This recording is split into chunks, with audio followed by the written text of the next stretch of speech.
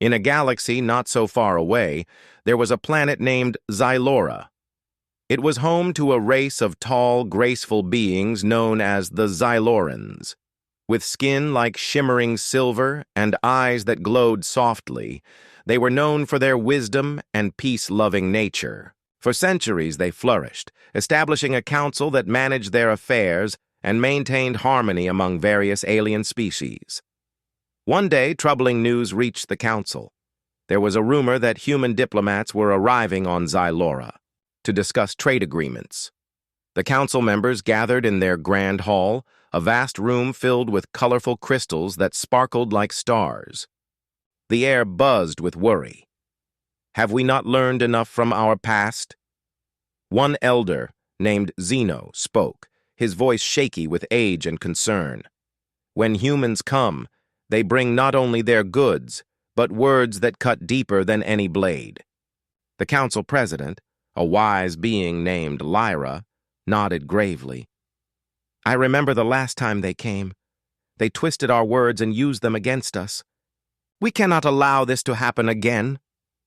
As they debated, a young Xyloran named Tana listened carefully. Tana had always believed that diplomacy was valuable. She thought that communication could solve most problems.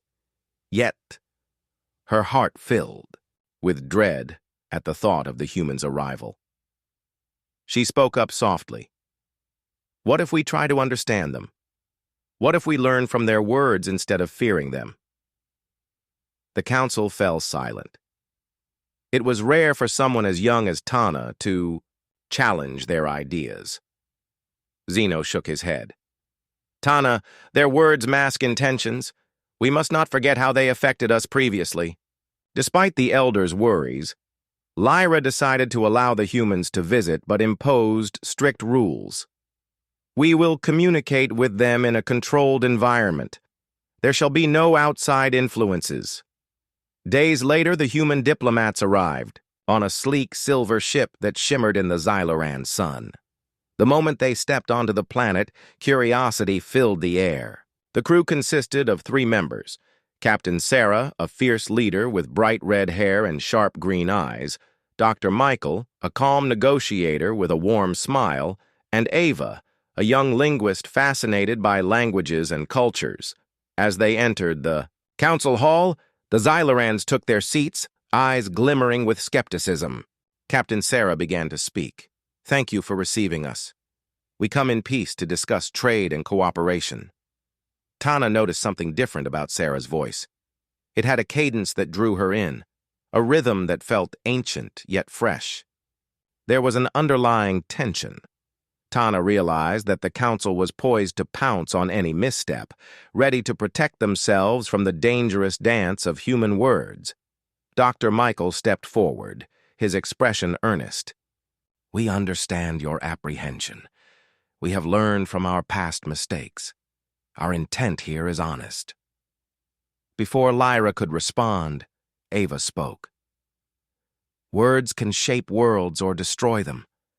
I believe that with proper dialogue we can find mutual understanding. This caught Tana's attention. Ava's voice was soft yet powerful, like a breeze that could sway trees. What if we try an exercise? Tana suggested, surprising herself. Let's share our stories. We can find common ground. The council exchanged looks.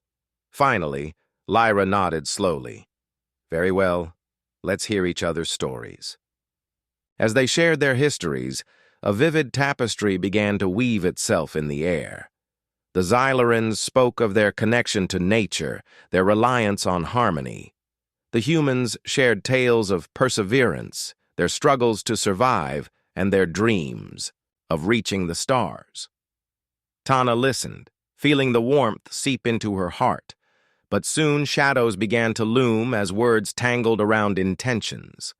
An argument erupted between Zeno and Captain Sarah. Your past is filled with conflicts. How can we trust you? Zeno shouted, his voice echoing through the hall. Because us humans learn from our mistakes. Each scar we carry tells us what not to do again.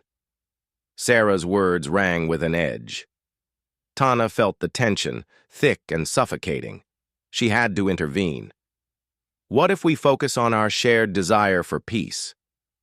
Her voice broke through the noise. The council quieted, unwilling to ignore her. What if instead of protecting ourselves from each other's words, we become brave enough to listen? What if our words can build bridges? Ava stepped forward. Tana is right. Let's not fear the power of words. Let us embrace them. We can choose to build connections instead. After much deliberation, the council agreed to continue the dialogue. The humans and Xylorans spoke late into the night, forming bonds of trust, one word at a time. As the moon set, all four beings sat exhausted yet invigorated. They discovered shared dreams, fears, and hopes. As stories flowed like water, they began understanding each other better. Days turned into weeks, and the once unsteady relationship blossomed. The council began to see the humans not as threats, but as fellow travelers seeking to explore the universe together. They debated trade, but they also shared meals, music, and laughter. However, the council was still wary.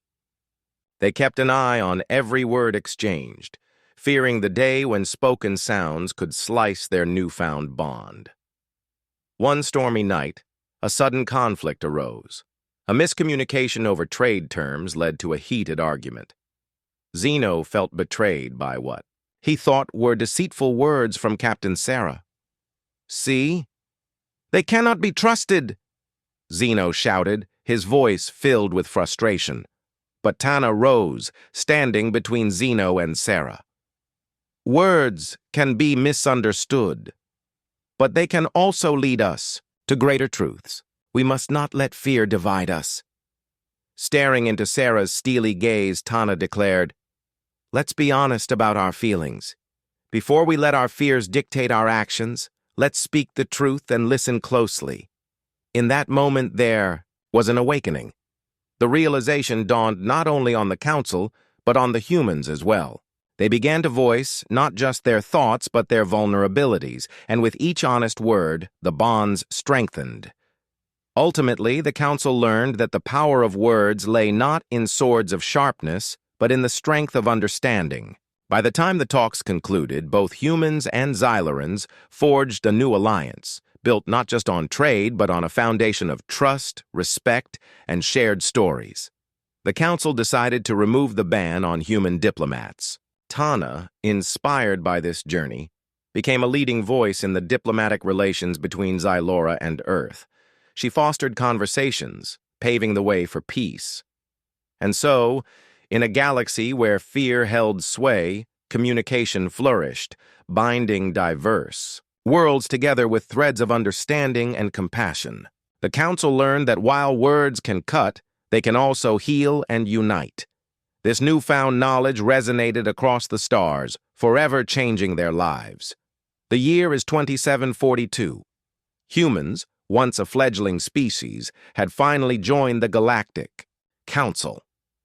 Their rise was meteoric, fueled by ingenuity and a knack for technology that baffled even the oldest races. But there was a catch. Humans possessed a unique ability: their words. They weren't just words, they were weapons. Kira, a young human diplomat, understood this better than most. She'd seen firsthand how a carefully crafted phrase could dismantle a centuries-old alliance or incite a galactic war. Her mentor, the grizzled veteran Jax, had taught her the art of diplomatic combat.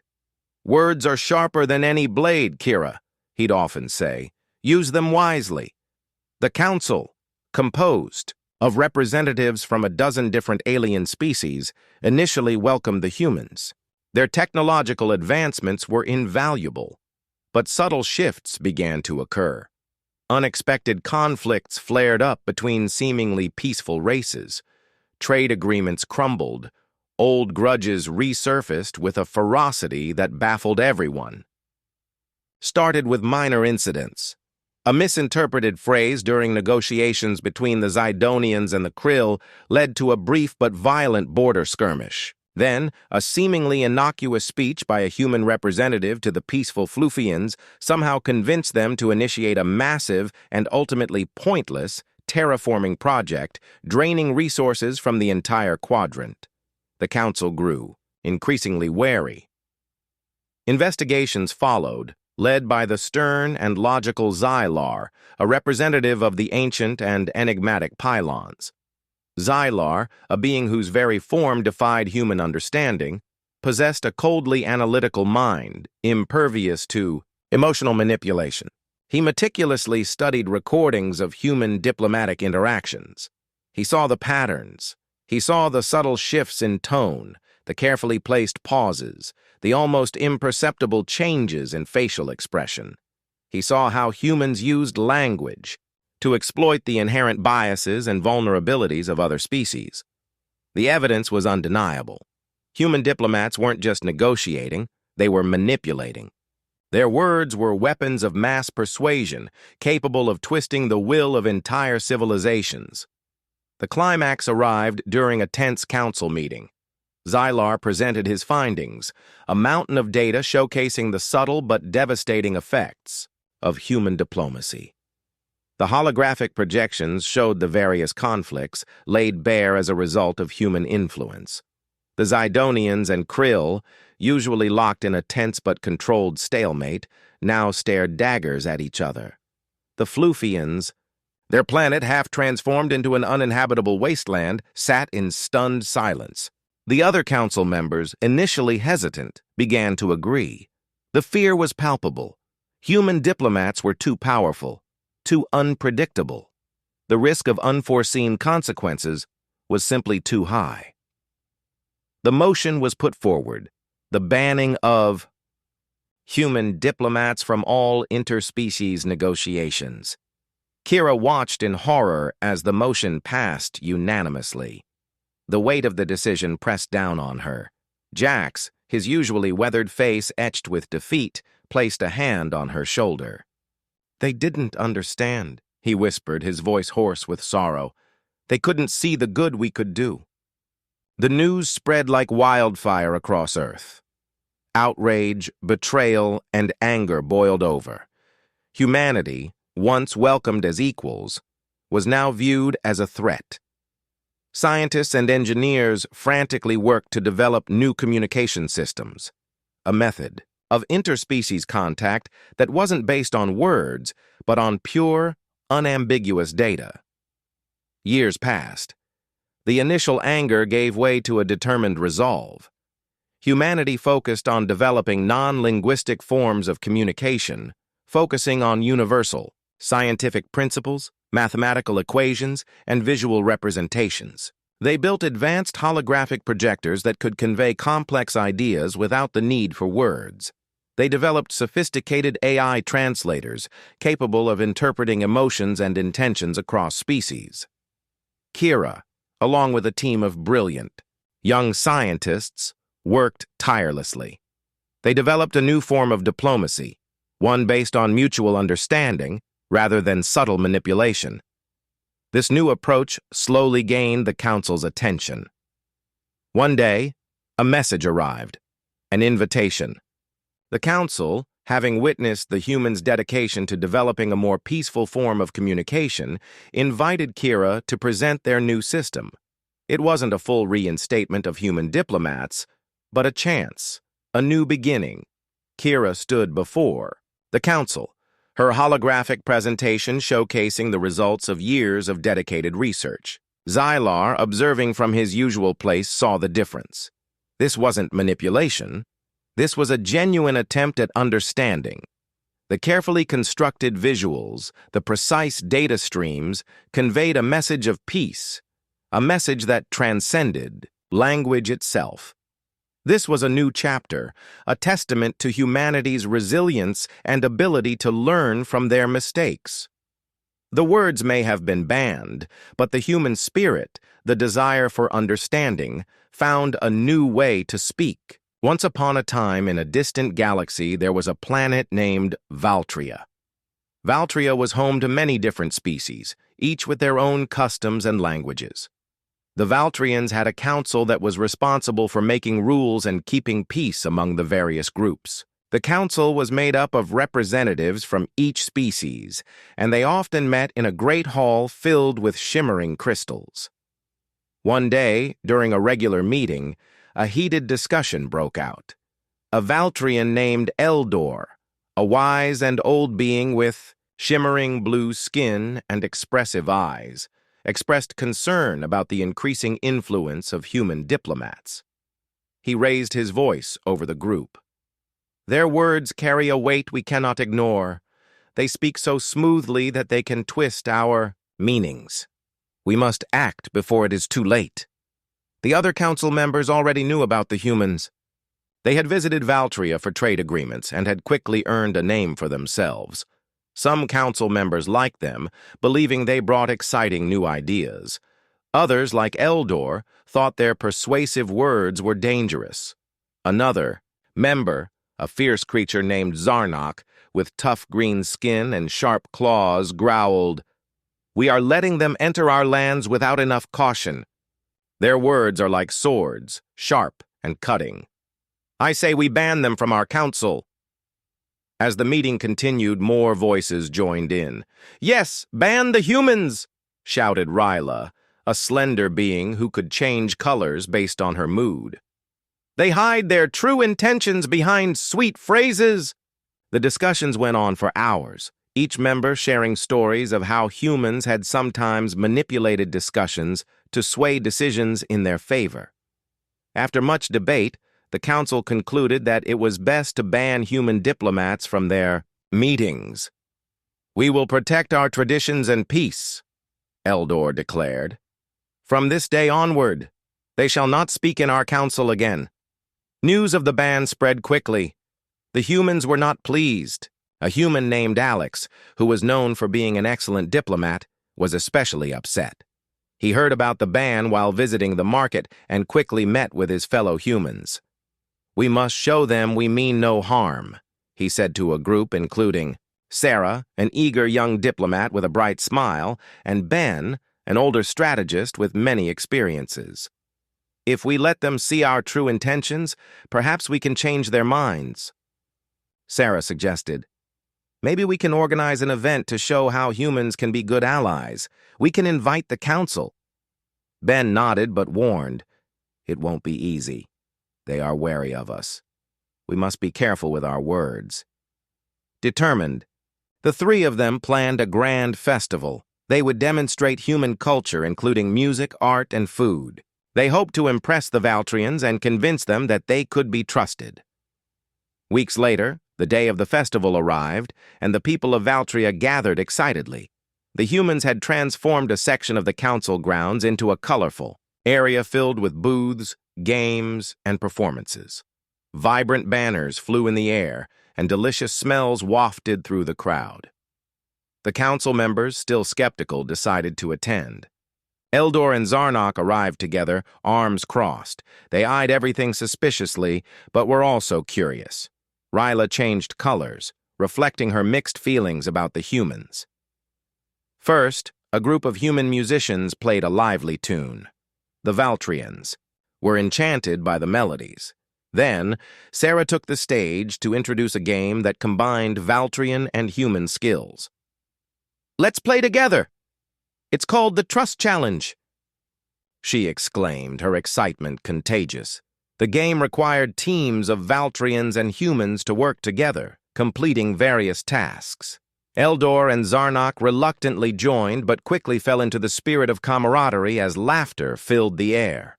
Watching them enjoy the challenge, the council members began to feel their walls slowly crumble. Next, a group of human chefs showcased their cuisine. They offered samples of exotic dishes. Valtrians enjoyed spicy tacos, sweet pastries, and fresh smoothies. Each bite melted in their mouths, creating smiles all around. Even Eldor, who usually kept himself distant, savored a human dish, raising his eyebrows in surprise. As the evening wore on, Alex prepared to give a heartfelt speech. Standing before the crowd, he cleared his throat. "Dear Valtrians," he began, his voice steady, "today, We have come not just as diplomats, but as friends. We understand your concerns, and we want to assure you our goals are peaceful. We respect your culture and traditions. Looking around, he saw Valtrians, nodding in agreement. He continued, "Words can indeed cut deep, but they can also heal. Let us build understanding together. We can share stories, learn from one another, and grow as allies." For a moment, silence hung in the air. Then Eldor stepped forward, a thoughtful expression on his face. "Perhaps our judgment was hasty," he said slowly. "Your festival has shown us who you are. We know you are skilled with words, but you have shown us other talents as well. Maybe we can find a way to work together." With a cheer, the crowd erupted with applause. Zarnak nodded, finally feeling at ease. "You humans have proven worth listening to," he said. "We shall reconsider the ban. Let us work side by side." From that day forward, the council allowed human diplomats at their meetings. Instead of seeing them as a threat, they valued their contributions. The festival had opened a door, and from then on, humans and Valtrians worked together, building a stronger and more unified future. As time went on, Eldor, Alex, and the others became friends. They learned from each other, exchanging words and ideas. The council no longer viewed the humans with suspicion.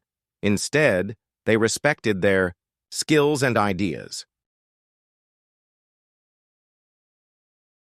And so, in the heart of the galaxy, a beautiful friendship blossomed, proving that understanding and compassion could bridge the deepest divides. The council had learned that words, though they could cut, could heal even more profoundly when used with kindness and trust. The year is 2742. Humans, once the boisterous newcomers of the Galactic Council, found themselves in a peculiar predicament. The Council, a governing body comprised of representatives from a dozen sentient species, had banned human diplomats. Their reasoning? Human words, it turned out, were far more potent than anyone had initially realized. Xylo, a tall, blue-skinned Silassian with iridescent scales, was the Council's lead investigator. He'd witnessed firsthand the unsettling effect of human words. During negotiations over the Cathar asteroid mining rights, the human representative, a jovial fellow named Captain Rex, had seemingly effortlessly swayed the Cathar, a species known for their unwavering stubbornness, into a favorable agreement for the humans. It wasn't the content of Rex's words, but the sheer way he said them. There was an irresistible charm, an underlying current of persuasive force that the Cathar couldn't resist. The treaty, initially seen as fair, later proved drastically unfair to the other council members. The incident sparked an investigation, a deep dive into the human language and its surprising influence. Zorp, a gruff, six-legged Gorlakian, was one of the council's linguists assigned to the project. He initially scoffed at the idea. "Words? Words are just words," he'd grumbled, his many legs tapping impatiently. However, Zorp's skepticism crumbled as he delved deeper. He and his team, including Ilara, a sharp-witted, telepathic Eltharian, discovered a unique neurological structure within the human brain. This structure, they learned, amplified the emotional impact of human speech. It wasn't just persuasion, it was subtle mind influence, an almost imperceptible manipulation of emotional responses. Humans weren't aware of this ability. They just spoke. The Council's fear escalated. They saw this power as a threat to the delicate balance of galactic peace.